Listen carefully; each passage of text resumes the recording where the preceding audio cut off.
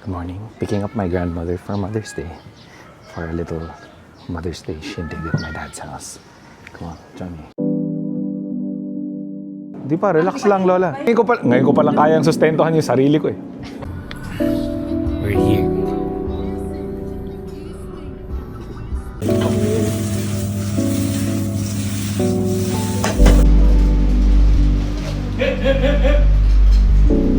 Stay away. Gusto kong panindigan ng mga taong magda-diet. Pag lumabas na yung crispy ulo, yung roast beef. For bringing us all together. Celebrate.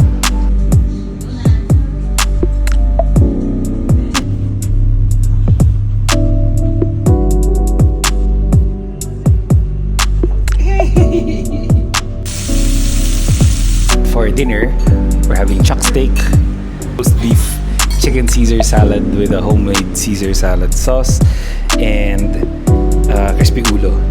Masarap yung suka ko. Wala pa rin. Natatawa ka sa kalokohan mo. Alam mo, may ginagawa kang...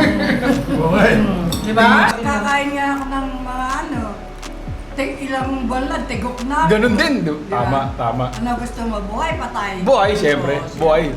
Yung mga taong gulay lang ang kinain, patay pa rin, hindi pa sila masaya. Buhay yan.